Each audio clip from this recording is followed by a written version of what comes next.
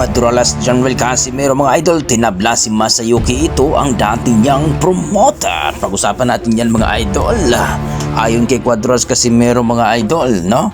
Nagkomento po siya sa talo ni Jerwin Encahas mga idol. Ayon kay Cuadralas Casimero mga idol, wala daw talaga yan sa strength conditioning coach at nutritionist mga idol. Alam naman natin na talagang itong si Jerwin Encahas ay kompleto ricados daw mga idol.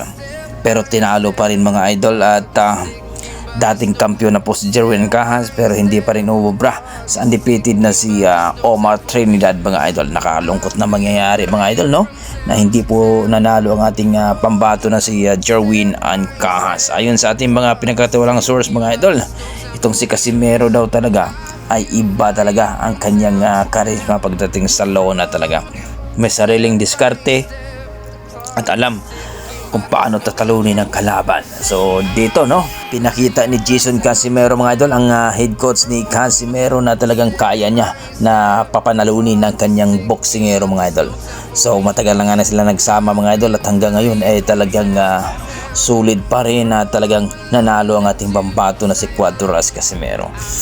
Malupit talaga ang coach ni Casimero mga idol, sapagkat alam naman natin na sa pagme-match ni Casimero mga idol ay talaga namang malakas. Kaya si Jason Casimero mga idol, si Kuya Lods, ay talagang tinanggap ang lakas ni Casimero, no? So kitang-kita natin dito yung mga training nila, yung sakripisyo ni Coach Jason. Kaya ayon sa ating mga boxing fans ay Coach of the Year daw ito talaga dapat. Sa kabilang banda mga idol, tinabla po ni Cuadralas Casimero ang offer ni Masayuki Ito, na kung saan mga idol talagang nag-offer daw ito ng malaki, no? Tumatawag pa nga daw ito sa mga kasamahan ni Casimero, kinumusta dahil tapos na po ang kanyang 3 kontrata dito kay Koki Kamida mga idol.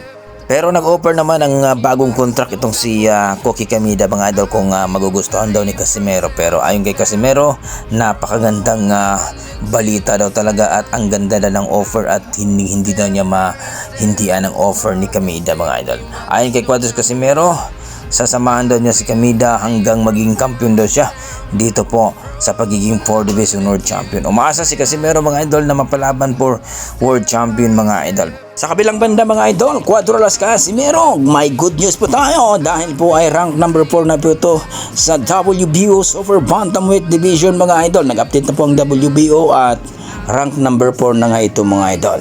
So napakalaking impact talaga ang bakbakan ni Luis Nery versus Casimero mga idol, na kumbaga ay talagang tinalo via TKO ang naturang malupit na assassin ng bad boy ng Mexico na si Luis Pantera Nery mga idol.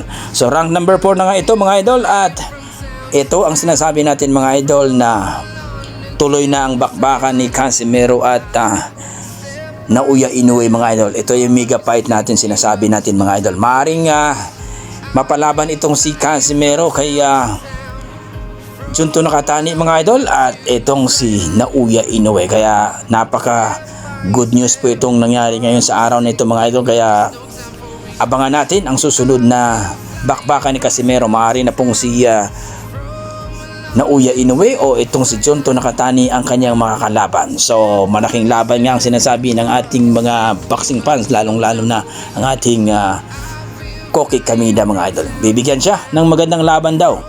At ito na nga sinasabi natin, dahil nasa ranking na po si Casimero sa WBO Super Bantamweight Division, ito na sinasabi natin na 100% na makuha na niyang laban dito kay Naoya Inoue. At nagsabi na po si Inoue mga idol na papalagan daw niya itong si Casimero. So magdepende na lang po yan sa kung magkasundo ang bawat panig, ang promoter ni Casimero at ang promoter ni Naoya Inoue. So kayo mga idol, ano masasabi niyo sa ating video na napaka good news? Rank number 4 na po itong si Casimero. Okay, hanggang dito lang mga idol. Maraming salamat. Ingat po kayo lagi.